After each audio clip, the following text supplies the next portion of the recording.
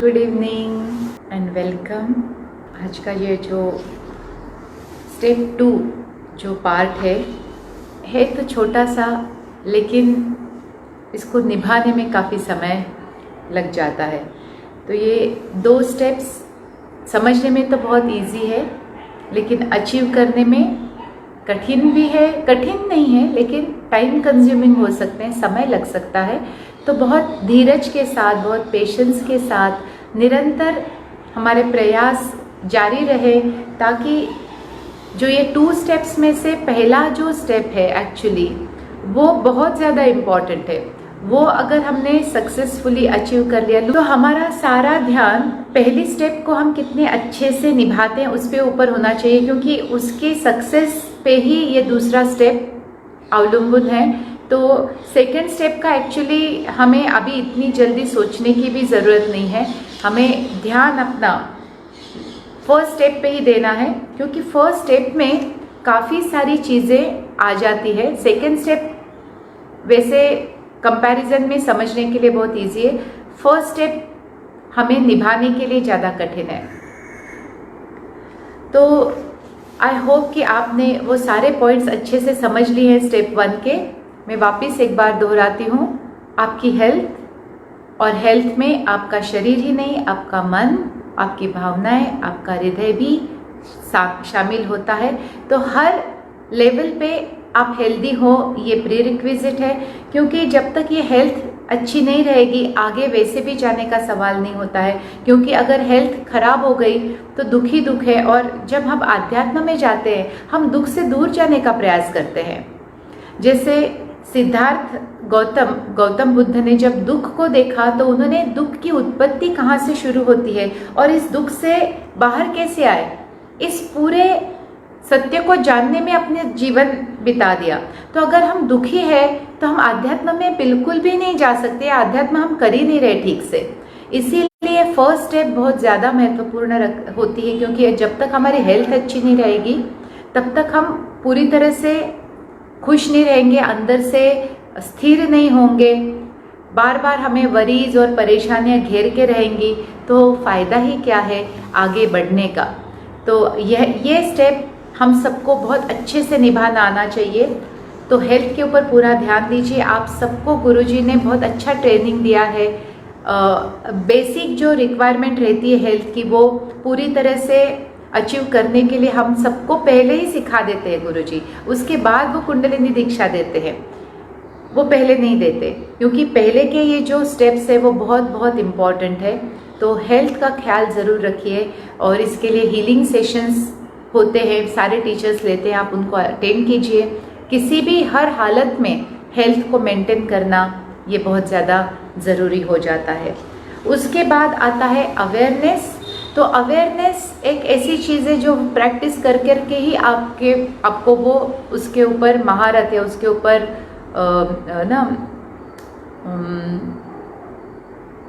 वो आपको हासिल हो सकती है। तो अवेयरनेस यानी कोई भी गलत ख्याल आपके दिमाग में आए, नेगेटिव थॉट आपके दिमाग में आए, तो आपको इमीडिएटली जागरूक होना, इमीडिएटली सजग होना है कि ये कहाँ से आ रहा है, ये क्यों आ रहा है, इसने मेरे अंदर प्रवेश ही कैसे किया।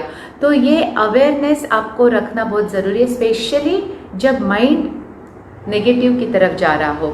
माइंड पॉजिटिव भी सोचता है, वो कुछ अच्छा प्लान कर रहा है, अच्छा क्रिएटिविटी कर रहा है या कुछ अच्छा सोच रहा है तो कोई प्रॉब्लम नहीं है। लेकिन ये माइंड अगर दूसरी तरफ जाने लगे तो आपको सजग होना पड़ेगा, आपको वो एहसास होना पड़ेगा कि अरे मैं कितनी देर से नेगेटिव सोच रही थी। ये बात आपको अध्यात्म में आपके लिए अच्छी नहीं है, क्योंकि उतना ज़्यादा नेगेटिव सोचना आपकी ऊर्जा लेके जा रहा है, आपके एनर्जी डिस्टर्ब कर रहा है, आपके वाइब्रेशंस खराब कर रहा है। तो ये जागृति आपकी होना और उसको मेंटेन करना बहुत ज़्यादा इम्पॉर्टेंट है। नहीं तो आप 4 कदम आगे जाएंगे और 10 कदम पीछे आएंगे। अगर जागृति नहीं रखी, अगर नेगेटिविटी के ऊपर ध्यान नहीं रखा, अपने अंदर के इन विकारों के ऊपर ध्यान नहीं रखा, तो आप ज़्यादा दूर आध्यात्म में नहीं जा सकते। क्योंकि आध्यात्म बात ही इसी चीज़ की है कि आप ज़्यादा से ज़्यादा सकारात्मक बने, ज़्यादा से ज़्यादा स्टेबल, पीसफुल, हैप्पी बने। तो इस गोल को अचीव करने के लिए हमें अपने मन के ऊपर एक वॉचमैन बिठाना ज़रूरी है, क्योंकि ये मन इधर उधर भागता है और आपको पता भी नहीं चलेगा कि कैसे वो फिसल के नेगेटिविटी में घुस गया है। तो आपको ये ध्यान बार बार रखना पड़ेगा। एक बार आदत हो जाएगी ना, तो फिर इतना सा भी एहसास नेगेटिव आपको जैसे हिला के रख देगा, लेकिन तब तक आपको बराबर ध्यान रखना है, एक वॉचमैन बिठाना है अपने मन के ऊपर। वो हासिल करने के बाद दोनों जो स्टेप्स है वो साथ साथ चलते हैं, वो है रिफाइनमेंट और प्योरिफिकेशन। रिफाइनमेंट मैंने अपने अंदर के गंदगी को, अपने अंदर के अशुद्धियों को निकालना। इस बात पे मुझे एक बहुत सुंदर मूवी का सॉन्ग, बॉलीवुड मूवी का सॉन्ग याद आ रहा है। आप बार बार सुनना उसको, बहुत ही फिलोसॉफिकल सॉन्ग है अगेन, और बहुत स्पष्ट उसमें अपने मन की अवस्था का वर्णन किया गया है। लागा चुनरी में दाग, छुपाऊं कैसे, घर जाऊं कैसे, लागा चुनरी में दाग। सो कोरी चुनरिया आत्मा मोरी, मैल है माया जाल। ये जगह नहीं, वो जगह बाबुल मेरा और ये जगह ससुराल। तो ससुराल में आए हैं आप। ससुराल शब्द से ही सबको टेंशन फील होता है। ससुराल में सारी हमारी नेगेटिविटी बाहर आती है, क्योंकि मम्मी के घर में तो सब लाड़ प्यारे होते हैं ना, सब अच्छा ही अच्छा है। तो ससुराल जाएंगे, इस जग में आएंगे, तभी तो आपके अंदर के जो अशुद्धियां हैं वो भर भर के बाहर आएंगी, और फिर ये जो साफ चुनरी लेके आए थे हम लोग, ये मैली हो जाएंगी, क्योंकि भ्रम में है, माया में है। तो हमें सच और झूठ का पता नहीं चलता है, हम भावना में बह जाते हैं। भावना भी माया का ही तो खेल है। अगर ये खेल नहीं होता तो आपको भावनाएं ही महसूस नहीं होती। इसीलिए एस्ट्रल वर्ल्ड में इतनी तीव्र भावनाएं होती ही नहीं है, वो तो सिर्फ यहाँ ही आके, क्योंकि भ्रम हो जाता है कि ये मेरा दुश्मन है, भ्रम हो जाता है कि ये मेरा दोस्त है, भ्रम हो जाता है कि ये मुझसे प्यार करता है, भ्रम हो जाता है कि ये मुझसे नफरत करता है। इस नाटक को सच मान लेना, ये मेल है माया जाल।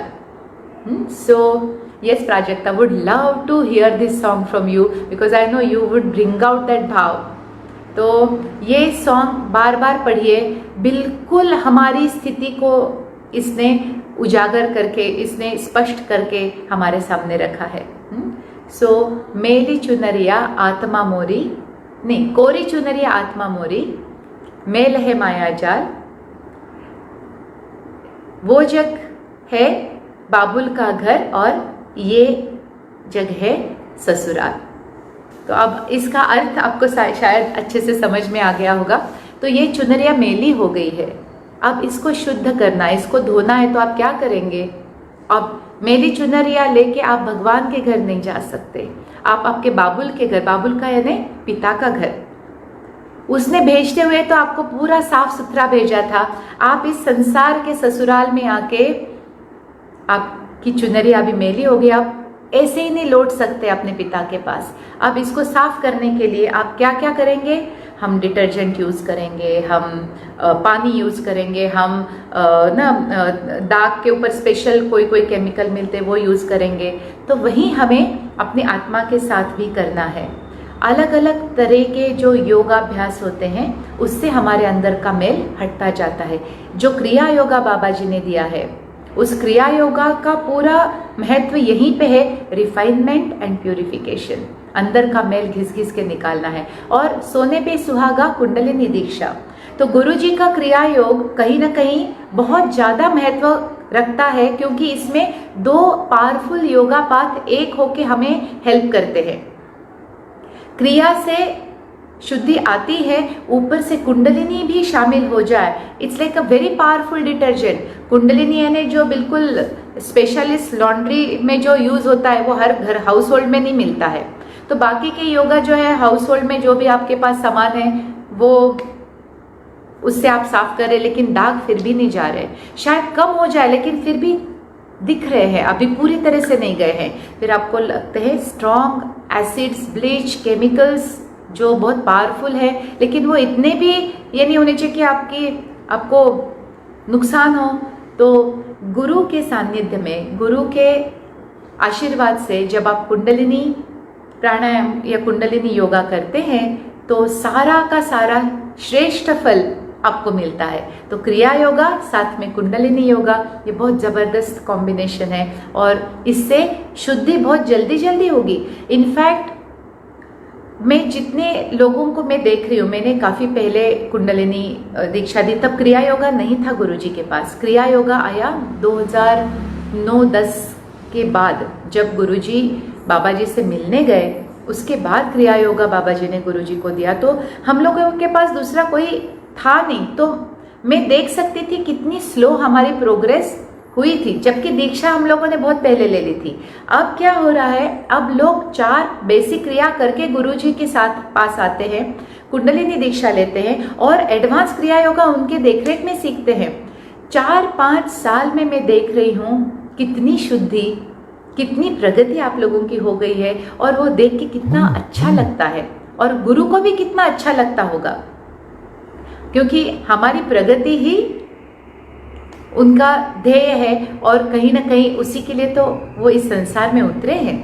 तो जो भी लोग जिन्होंने अभी भी कुंडलिनी योगा नहीं लिया है, मेरी उनसे विनती है कि नहीं, ये इतना जन्म जन्म का मेल चिपका है इस चुनरी के ऊपर, ये सिर्फ एक जन्म का नहीं है जो जल्दी से छूट जाएगा।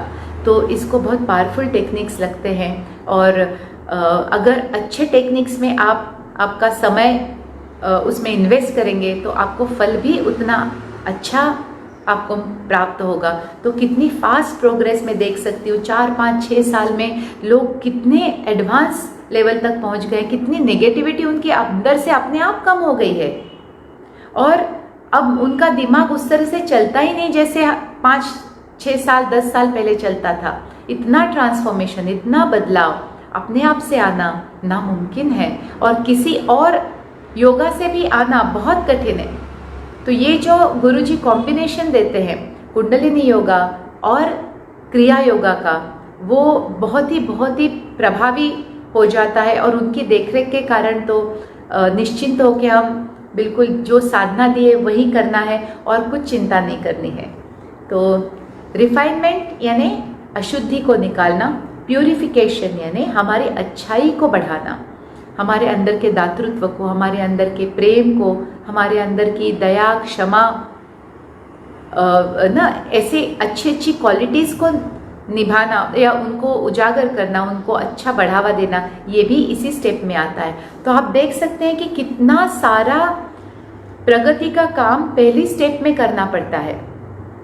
जैसे मैं आपको बोल सकती हूँ कि कोई बहुत अच्छा केक बनाना है, ओवन में डालने से पहले आपको कितनी मेहनत करनी पड़ती है, फिर वो ओवन में जाता है। तो पहले की जो मेहनत है वही पहली स्टेप की मेहनत है कि सारे सामान को इकट्ठा करना है, उसको ध्यान से, प्रोपोर्शन से, जैसे एक साधना करते हैं वैसे ही उसका मिक्सिंग करना है। फिर लास्ट स्टेप आती है, लास्ट स्टेप है ओवन में जब केक जाता है वैसे ही लास्ट स्टेप है पकने की, और उसको बोलते हैं तपस यानी तपश्चर्या यानी ताप। अब इतना ताप बढ़ाना है, अंदर की सारी जो गंदगी वो जल के राख ही होनी चाहिए, जो बची खुची है। लेकिन प्रिपरेटरी स्टेज के बगैर इतनी हाई लेवल साधना करने का न तो कोई मतलब बनता है और न ही उससे कोई फ़ायदा होने वाला है। तो प्रिपरेटरी स्टेज बहुत ज़रूरी है और आपका सारा ध्यान उसी तरफ होना चाहिए। लेकिन गुरुजी ने इतने अच्छे ढंग से इसको समझाया है तो इसको समझना अभी के लिए बहुत ज़रूरी है। तो स्टेप नंबर 2 यानी दूसरा जो कदम उठाना है हमें, उसका नाम है तपस यानी ऑस्टेरिटीज़। यानी कुछ चीज़ों से हमें खुद को वंचित रखना है, कुछ खुद को थोड़ा सा ऑस्टेरिटीज़ यानी कुछ बंधन डालने हैं और कुछ कठोर नियमों का पालन करना है, तो उसको बोलते हैं तपस। तपस यानी सिर्फ मेडिटेशन नहीं होता, उसके साथ साथ बहुत सारी चीज़ें शामिल होती है। तो देखते हैं कि तपस यानी क्या। The best way to describe tapas is in the language of a mountaineer. और गुरुजी की बहुत खासियत है कि बड़ी बड़ी चीज़ें वो इतनी सिंप्लीफाई करके हमारे सामने रखते हैं कि आध्यात्म को समझना इतना ईजी हो जाता है और उसको निभाना भी ये उनकी खासियत है। वो टॉपिक को कॉम्प्लिकेट करके बड़े बड़े शब्दों में उसको और उलझा के नहीं रखते हैं। वो हमारी पचाने की ताकत देख के हमारे लेवल तक आके उसको समझाने की कोशिश करते। तो आध्यात्म की भी कितनी सिंपल परिभाषा उन्होंने हमारे सामने रखी है कि अपनी प्रगति को साध्य करना, अपने अंदर अच्छे बदलाव लाना ही आध्यात्म है। लोग पता नहीं इसके नाम पे क्या क्या उल्टा सुल्टा बड़ा बड़ा ज्ञान बांटते हैं। इतनी सिंपल सी चीज़ जो कोई भी समझ सकता है कि मेरे अंदर की बुराइयां निकाल के मुझे अच्छा बनना है, बस इसी को ही तो अध्यात्म कहते हैं। और क्या, और कोई दूसरी चीज़ है ही नहीं। तो इसको इतना उलझाने की ज़रूरत नहीं है। तो तपस को भी उलझाने की ज़रूरत नहीं है। हमारे सामने आते ऋषि मुनि जो पता नहीं कहाँ पे जाके बिना खाए पिए उठे, उनके आसपास वो चींटियाँ घर बना देती है, पता नहीं, ये हमारा पिक्चर है। तो देखते हैं गुरुजी क्या बोलते हैं तपस के बारे में, फर्स्ट हैंड एक्सपीरियंस। क्योंकि पहले भी अमृत में उन्होंने बार बार कहा है कि अमृत में सिर्फ वही नॉलेज दिया है उन्होंने जो उनके खुद के अनुभव से है और खुद की आत्मा से उतरा है। दूसरा किसी का उधार लिया हुआ या पुराने शब्दों को नया साज चढ़ा के हमारे सामने वो प्रस्तुत नहीं करते हैं। तो तपस का अर्थ कहते हैं माउंटेनियर, यानी जो गिरियारोहक है वो ज़्यादा अच्छे से समझ सकता है। तो देखते हैं क्या है। It's like this, you have left the base camp and are about to climb to the summit. यानी बेस कैंप छोड़ के आप अब बिल्कुल उस शिखर को पार करने वाले, शिखर के ऊपर विजय प्राप्त करने वाले हो। This part of the trek is a near vertical climb under extreme conditions and must be done in one massive effort. तो एवरेस्ट चढ़ने की तैयारी घर से शुरू होती है। बहुत कसरत वर्जिश करके प्रिपरेशन होते हैं, मेंटल इमोशनल फिजिकल एंड्योरेंस बढ़ता है, फिर बेस कैंप पहुंचते हैं। बेस कैंप से समिट के थोड़ा नीचे तक वो भी हम पार कर लेते हैं। अब ये जो लास्ट वाला पैच है, जब हमको समिट करना है, यानी जब हमको शिखर के ऊपर विजय प्राप्त करनी है, ये जो आखिरी पड़ाव होता है वो सबसे कठिन होता है। क्योंकि वहाँ पे चढ़ाई बिल्कुल सीधी होती है, वहाँ की कंडीशन भी बहुत ही ज़्यादा खतरनाक और बहुत ही ज़्यादा चैलेंजिंग होती है। बहुत कष्टमय स्थिति में हमें ये पड़ाव पार करना होता है।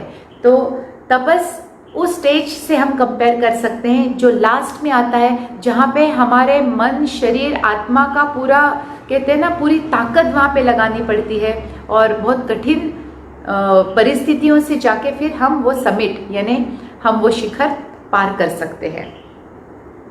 Once again only the fittest and mentally strongest climbers will reach the peak. जो रूल गिरियारोहक को अप्लाई करता है वो एक साधक को भी अप्लाई करता है। इनफैक्ट दोनों के ही कष्ट, धीरज, परसिवरेंस की परीक्षा होती है, उनके ताकत की परीक्षा होती है। तो यहाँ पे भी सर्वाइवल ऑफ द फिटेस्ट, जो फिजिकली मेंटली इमोशनली फिट होगा वही ये प्राप्त कर पाने में सफल होगा। Similarly, in the last leg of the spiritual journey, the effort is to observe different austerities, some of which can be rather intense. तो इस दौरान कठिनाइयाँ बहुत होती है, कठिनाइयों का सामना भी करना पड़ता है और कुछ कठोर बंधन भी हमें अपने ऊपर डालने पड़ते हैं और उनको बड़ी तीव्रता से, बड़ी इंटेंसिटी से निभाना पड़ता है। यहाँ पे स्लो नहीं चलता है, वहाँ पे जोर से ही वो पड़ाव पार करना पड़ता है। वहाँ पे रुक रुक के करेंगे तो हर समय हमारी ताकत कम होती जाएगी। तो ये इंटेंसली करने वाली चीज़ होती है। N enlightened and powerful Guru is indispensable. इस स्टेज पे आके एक आत्म साक्षात्कारी और बहुत ही सक्षम गुरु का होना ना सिर्फ ज़रूरी है बल्कि बहुत महत्वपूर्ण भी है। उनके गाइडेंस के अलावा ये स्टेज कोई पार भी नहीं कर सकता, ना ही कोई सस्टेन कर सकता है। क्योंकि यह इस काल में इतनी कठिनाइयाँ, इतनी मुश्किलें आती है कि एक गुरु साथ में होना और उनका जीवन में होना बहुत ज़्यादा महत्वपूर्ण है। An enlightened and powerful guru is indispensable because the one who has walked the path knows what is required.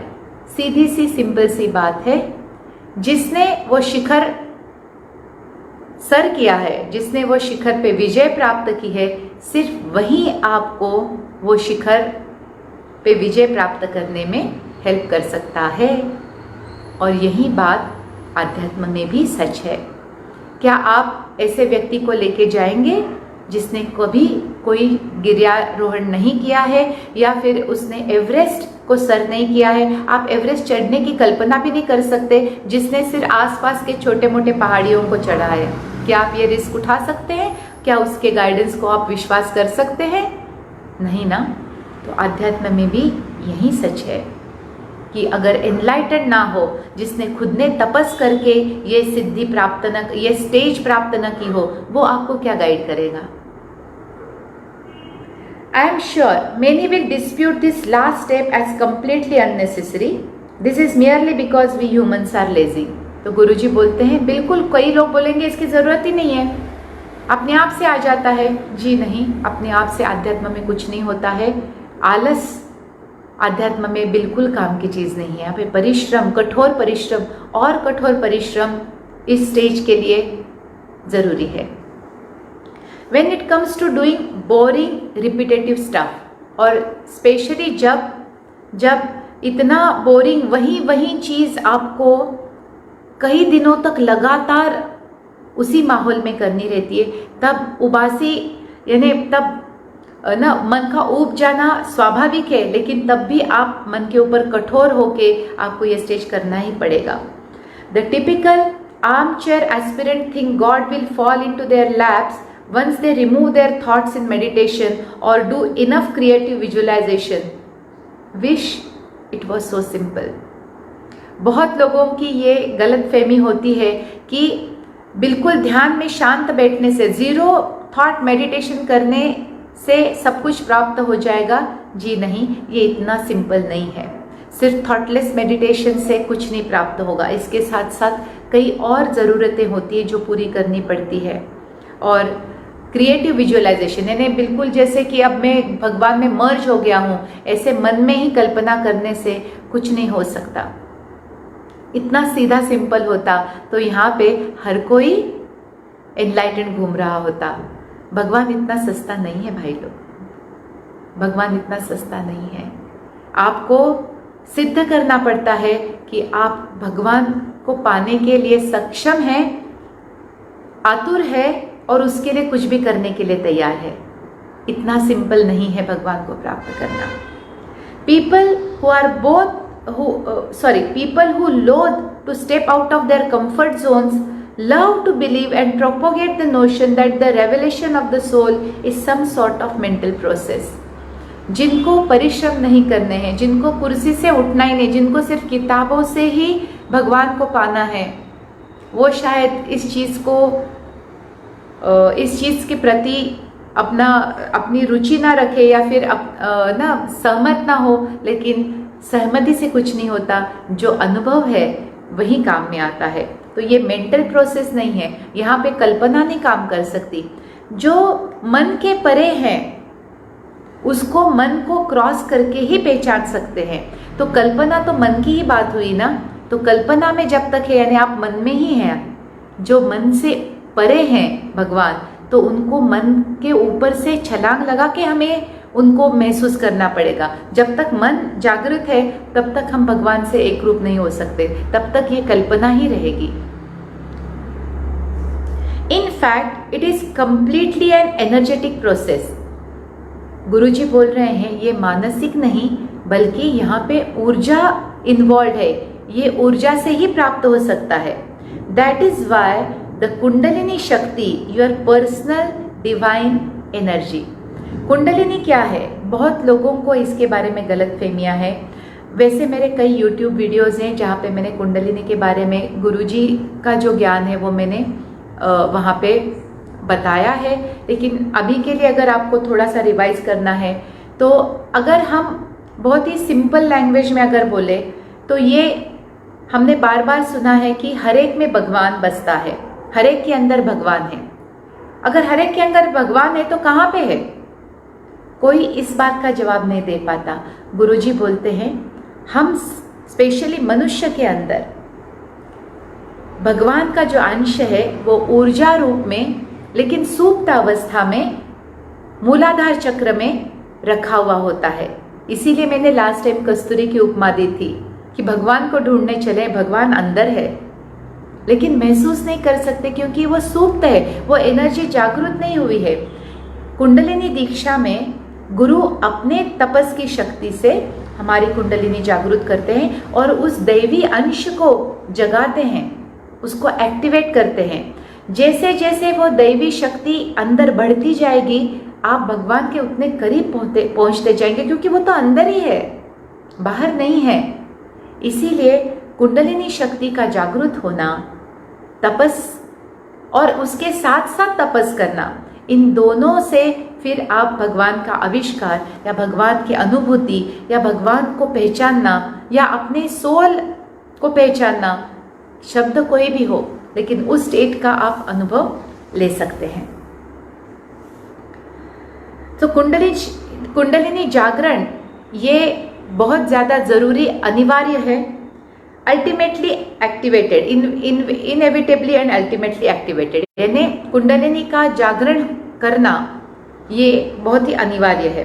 The truth is that the ultimate goal और culmination of your spiritual journey is experiencing the uniting of your energy into the purest form of energy which is the energy of the creator. यहाँ पे गुरुजी बोलते सत्य क्या है और हमारा जो अल्टीमेट गोल यानी हमारा जो ध्येय है वो क्या है कि इस आध्यात्म के प्रवास में अपनी इस कदर शुद्धि करनी है कि उस शुद्ध स्वरूप ईश्वर की ऊर्जा में हम एक रूप हो पाए। अब हमारी शुद्धि इतनी नहीं है कि हम उसमें एक रूप हो सके। जब वो शुद्धि हो जाएगी अपने आप से दोनों एनर्जीज एक साथ मिल जाएंगी और तब जाके वो अनुभव अपने आप से आ जाएगा। The mind has nothing to do with this except to go into a state of extreme calmness through intense meditation and allow the experience to take place। तो यहाँ पे मन का काम ही नहीं है, मन को सिर्फ इतना ही करना है कि इस ध्यान की अवस्था में शांत विचारहीन बैठना है ताकि दोनों एनर्जीज एक साथ मिल सके। मन हिल गया एनर्जीज डिस्टर्ब हो जाती है, मन में थॉट आ गया अशुद्धि शुद्धि दोनों हिल जाती है। इसीलिए थॉटलेस अवस्था में, विचारहीन अवस्था में कंटिन्यूअस कुछ काल के लिए बैठना पड़ता है, अपने मन की शुद्धि को बरकरार रखे हुए, तब जाके भगवान की शुद्ध ऊर्जा हमारी शुद्ध ऊर्जा से एक रूप हो सकती है और उस अवस्था में फिर हमें वो आत्मभान, आत्मज्ञान प्राप्त हो सकता है।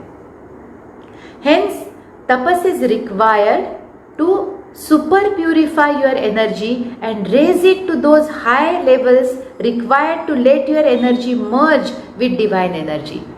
So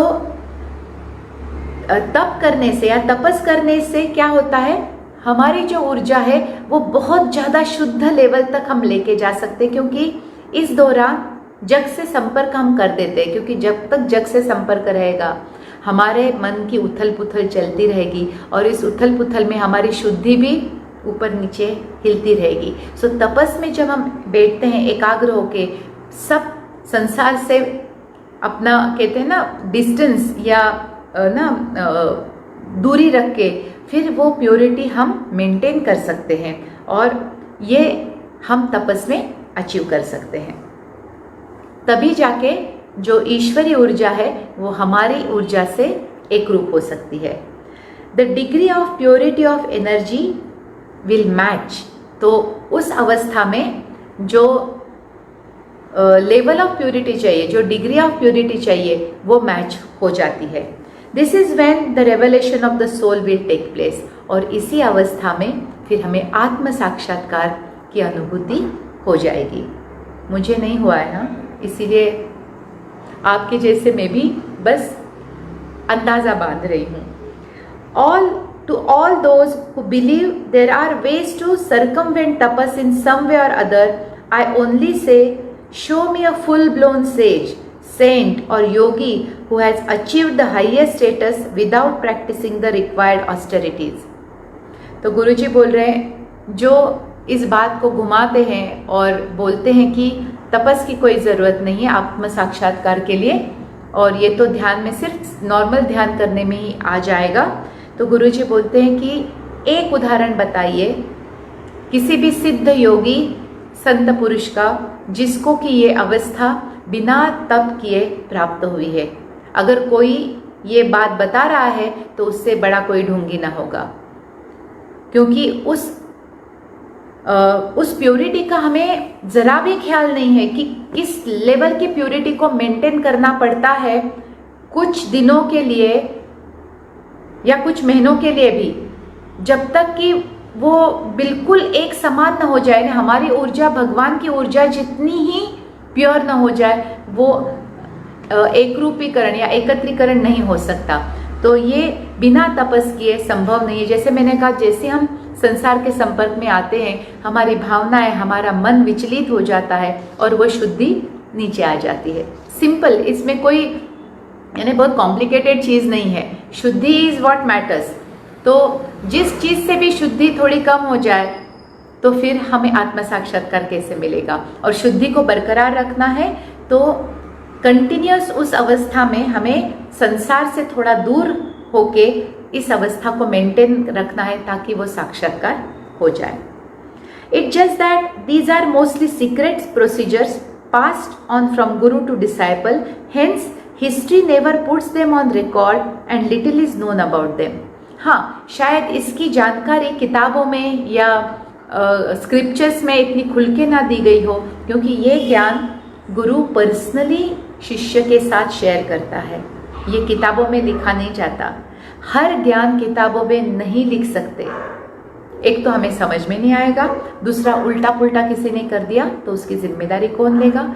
तो ये बहुत हाई लेवल का विशेष ज्ञान होता है, वो डायरेक्टली गुरु शिष्य को देता है उस वक्त, और ये कहीं भी लिखा हुआ नहीं मिलेगा।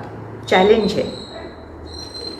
इसीलिए लोगों को इस प्रोसीजर के बारे में या इस तरह के रिक्वायरमेंट के बारे में ज़्यादा पता नहीं होता है। Some people feel tapas is ancient school of thought, and with the new energy entering our planet post 2012, austerities are definitely avoidable।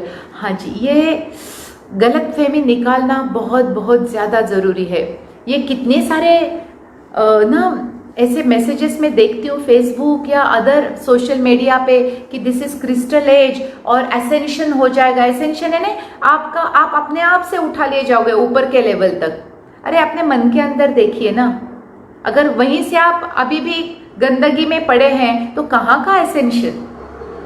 इतना सिर्फ पृथ्वी की ऊर्जा बदलने से हर इंसान इतना प्योर हो जाए तो बस फिर काम ही हो गया ना। क्यों इतना परिश्रम।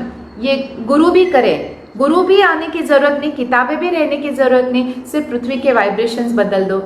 तो इतना गलत फहमियाँ लोग पालते हैं क्योंकि आलसी है ना।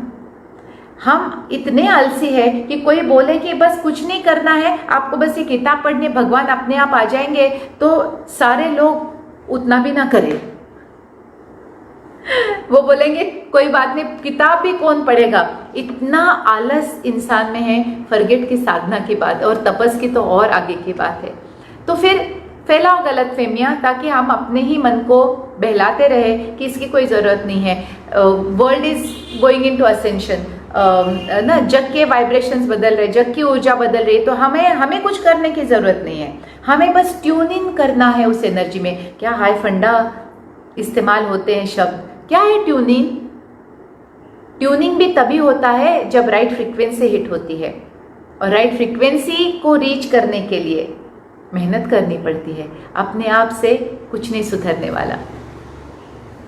ये सारे बड़े बड़े शब्दों में उलझ के रह जाते हैं लोग और मूर्ख बनाए जाते हैं, उल्लू बनाए जाते हैं। और लेजी लोगों को तो ये बिल्कुल जैसे ना एक एस्केप रूट मिल जाता है कि चलो कुछ नहीं करना है, बैठे रहो, पृथ्वी बदलेगी, सब बदलेगा, हम भी अपने आप से बदल जाएंगे। Let me destroy this myth. Guruji बोलते हैं चलो इस ढोंग को, इस झूठ को पर्दाफाश करते हैं। All that the new planetary energy can do for you is to drastically reduce the time required for super refinement of your personal energy। तो ये पृथ्वी की ऊर्जा जो बदलती है वो आपके लिए क्या करती है? तो आपके परिश्रम को ज़्यादा अच्छा फल वो दिला सकती है, लेकिन परिश्रम को नहीं हटा सकती। परिश्रम तो करना ही है, लेकिन फल थोड़ा ज़्यादा जल्दी और ज़्यादा अच्छा मिल सकता है। तो ये फायदा पृथ्वी की बदली हुई एनर्जी का मिल सकता है। So what took decades before now would be achieved in weeks, but that's all. तो जिसके लिए पहले बरसों लग जाते थे, अब शायद हफ्तों में वो बात बन जाए। लेकिन कुछ भी ना करे और सब कुछ मिले, ये असंभव नहीं है। तो यहाँ पे मेहनत आपको करने ही पड़ेगी, और मेहनत से बिल्कुल ना कतराएं। मेहनत के बाद ही कोई भी फल मिलता है। आप इस जग की कोई भी चीज़ आप बताओ जो बिना मेहनत की मिली है। सिर्फ हवा और पानी बिना मेहनत के मिलता है। खाना भी खाना है तो मेहनत लगती है। और इतनी बड़ी बात, आप भगवान को जानना चाहते हैं, आप अपने खुद के अंदर के भगवान को पहचानना चाहते हैं, ये तो मामूली चीज़ तो है नहीं। तो मेहनत तो करनी ही पड़ेगी। इसीलिए शायद ज़्यादा लोग प्रवचन सुनने के लिए आपको मिलेंगे और बहुत कम लोग साधक बनते हैं। बाकी तो चलो ताली मारी, प्रवचन हो गया, घर जाते हैं, सो जाते हैं, क्योंकि मेहनत नहीं करनी है। इंसान का ये स्वभाव ना समझने से बाहर है। The very basic principle of merging with purest divine energy can not and can never change. तो बेसिक जो रिक्वायरमेंट है जो हमें भगवान की एनर्जी में एकरूप होने में हेल्प करेगी, वो कभी नहीं बदलेगी। वो रिक्वायरमेंट कभी नहीं बदलेगी, और वो शुद्धि ही एक रिक्विजिट है।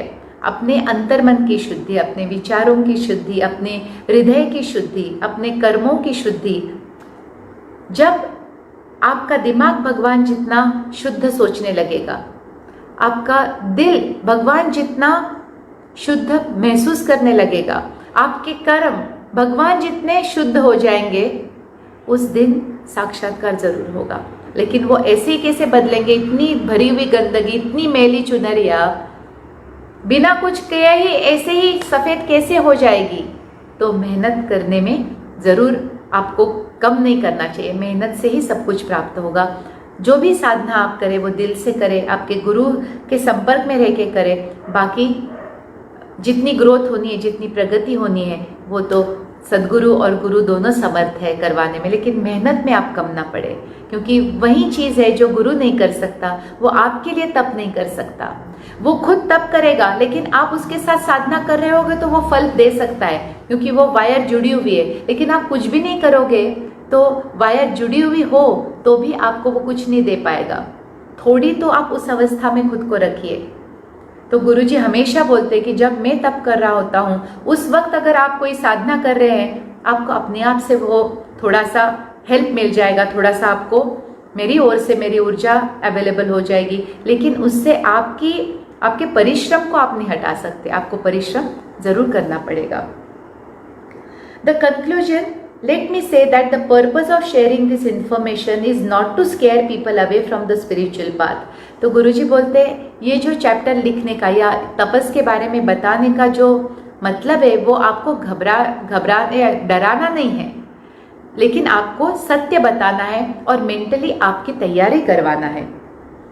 या फिर आध्यात्म से आपको दूर भगाने के लिए ये तपस की बात नहीं की। इनफैक्ट आपको ये तो लास्ट लीग है। जैसे मैंने कहा, पहली स्टेप तो हम लोग ले लें, शायद पहली स्टेप लेने के बाद दूसरी स्टेप के लिए हमारा मनोधैर्य, हमारी मानसिक अवस्था उस लेवल तक अपने आप से पहुंच जाएगी कि जब वो परिश्रम हमें ज़्यादा ना लगे, जब उस चैलेंज से हमें डर ना लगे। तो पहली स्टेप पे आज हमें ज़्यादा ध्यान देना है। But to throw light so that the genuine seeker does not waste time beating around the proverbial bush, wasting a lifetime।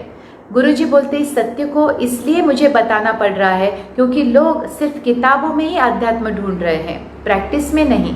और जब किताबों में आप आध्यात्म ढूंढ रहे हैं तो आपके हाथ में कुछ नहीं लगेगा।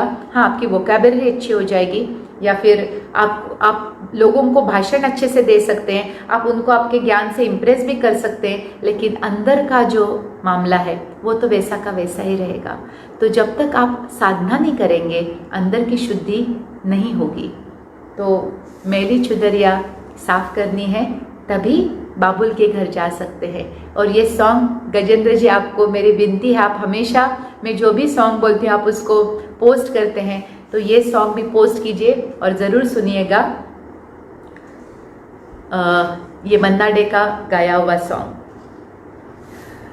तो यहाँ पे आज का ये चैप्टर ख़त्म हो गया है, फर्स्ट 2 स्टेप्स टू गॉड। और मिलते हैं नेक्स्ट ट्यूसडे को, आने वाले ट्यूसडे को, living in the now but it doesn't even exist. यानी हम हमेशा सुनते हैं कि प्रेजेंस में रहो, प्रेजेंट स्टेट में रहो। तो गुरुजी ने इसके ऊपर बहुत सुंदर विवेचन दिया है, बहुत सुंदर ज्ञान दिया है।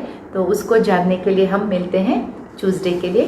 तो अभी मुझे इजाज़त दीजिए, बहुत बहुत धन्यवाद, शुभ रात्रि।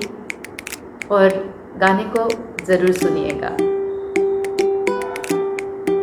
Thank you so much.